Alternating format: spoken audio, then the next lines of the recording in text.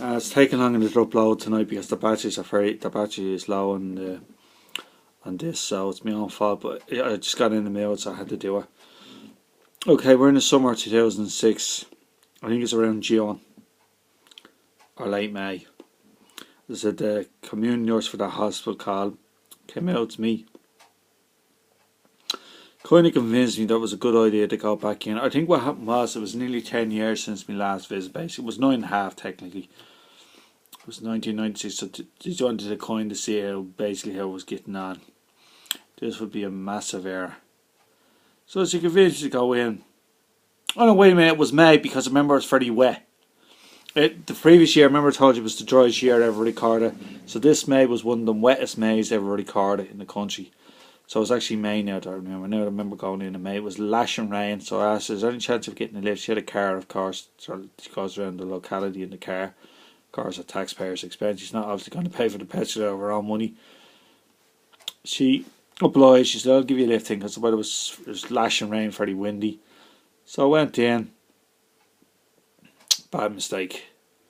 They cut me down off the medication incredibly. In fact, straight away, it was. I don't think.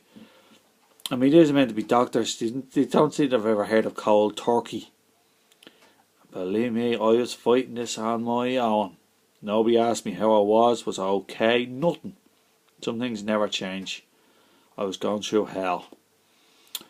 I don't know how long I lasted in here. I can't remember. How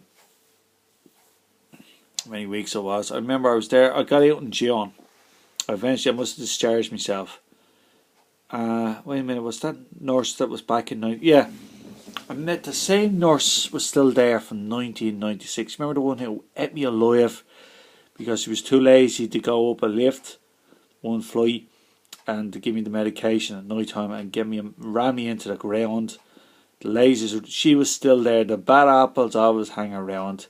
And she hadn't changed one bit. I remember, yeah, this is it, I remember now. One of the lads, he was a lot younger than me. He was on the north side of Dublin. He was only 19 at the time.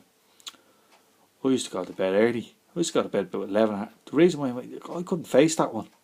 I used to just take my medication because I remember what happened in 96. If a waiter asked her later on to give it, then she'd kill me or eat me alive. I just took the medication, said nothing. She was like rude and lazy as usual. And one day evening he said to me, you know what, I was seeing her, because he used to go later than me. Every night of being here, she has a duvet on. She was still doing her night shift, if you could call it. She has a duvet in the office. He says, that's a handy number if you can get it. I said, of course I said nothing. I didn't mention what happened 9.5 years ago or 10 years in 1996. The laziest, rudest person, and she was still there. And you wouldn't get it any other occupation in the world. She couldn't even give out the medication right. And she, you know, I remember what happened. Incredibly lazy. She fired on the ground. You have to pick it up yourself. And I didn't say sorry or apologise. Not that makes any difference. So I just pretended. There was no point in me. Imagine getting up in the middle of the night and telling her that you're awake. That evil individual. Oh, you just wouldn't be bothered. Forget it. So I was stuck with her again. So eventually I signed myself out yet again. I said nothing. I just said I want to go home. And back in June again, I was back at home. So I must have been there no more than a month or 3 or 4 weeks. And for some bizarre reason, I decided I wanted to go back in again. I actually done something stupid. I broke a few windows to get attention. And then the doctor rang me up. He said, would you like to come back? It was late in the evening. And of course I went back in like an idiot. The only thing they were interested in was the broken windows incident. I was questioned by the guards. I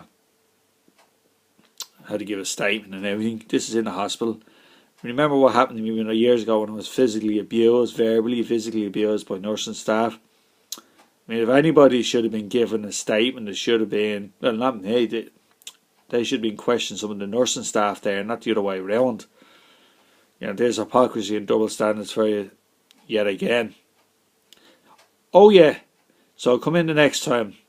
There's another nurse, the first time I've ever met her. I remember her name, but I'm not going to tell you. And I know what part of the country she's from. She was boasting about all the great work she did in England. as usual. You haven't done that before. And one day I wanted to get me razor, obviously, to shave myself, because you weren't allowed to keep them on you, in case you might try and hurt yourself or harm yourself.